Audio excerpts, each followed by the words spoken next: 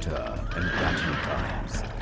The two younger sons of Sri Guru Gobind Singh were pricked up alive in Sirhind. On the orders of Mughal Emperor Aurangzeb, enraged, the Sikhs launched a fierce attack. The legendary Baba Ala Singh fought valiantly. Sirhind was sacked. And Baba Ala, a man of vision and courage, carved out an independent principality of 30 villages in the aftermath of war. This was Patiala, the settlement of Ala. Modern-day Patiala is the living legacy of this saint soldier. It is unique, for it marries the pleasurable with the profound.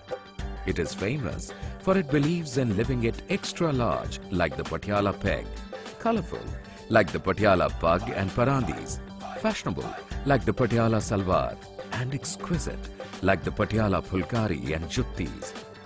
So, take that short ride from New Delhi or the beautiful city Chandigarh and let this city of kings dazzle you with its majesty and sophistication.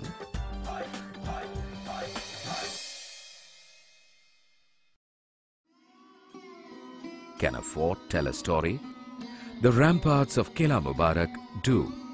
The year 1763. Baba Ala laid the foundation of Qila Mubarak and placed a sacred flame in its innermost chamber. Walking barefoot to the Himalayas, he had got the flame from the eternal fires of Jwala Devi.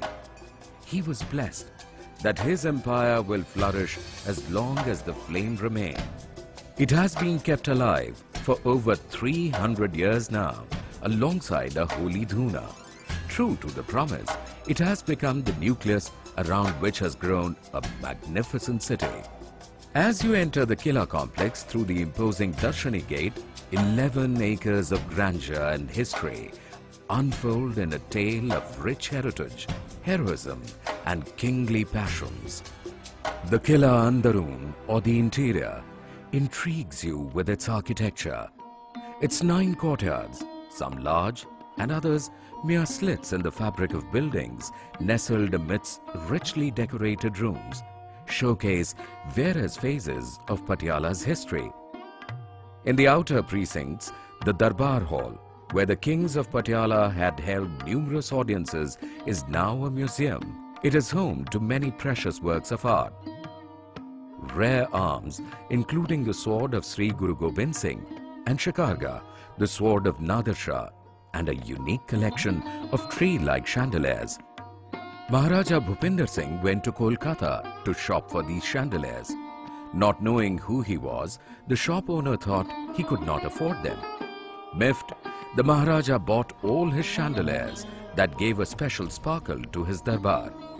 Surely, this walk-through merits a small pit stop in the Qila Chowk with its mouth-watering treats, the kulfi and chole bhature, before you set out to explore the lanes and bazaars that surround this fort. Shopping in the Shah Nashin Bazaar and the Adalat Bazaar is a sheer delight, bursting with goods famous for their art and beauty. Phulkaris, Patiala juttis, parandis, salwars. These markets are major centers for trousseau shopping. Patiala's Mall Road is the artery of life that has the Baradari on one flank and a syncretic religious legacy on the other.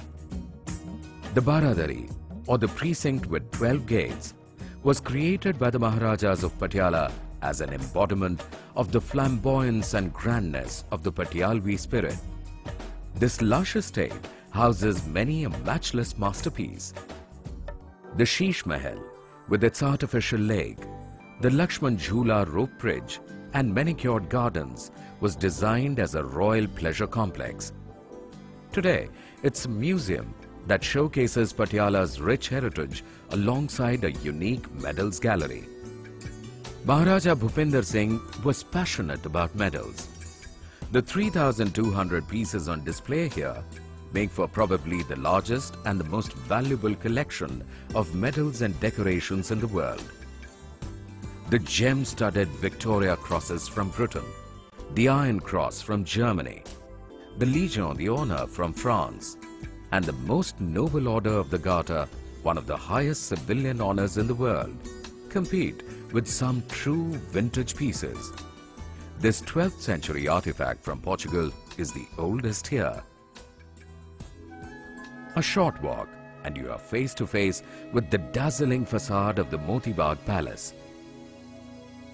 Once the royal home set in a 300-acre beautiful terraced garden, this architectural landmark now houses the National Sports Institute and a fascinating sports history museum. When at Moti Bagh Palace, don't miss the lone railway carriage parked in the lawns. Wondering what it is doing in a garden nowhere close to a railway line? Well, Maharaja Bhupinder Singh laid a bet with the then Viceroy of India that his horses were faster than the British trains.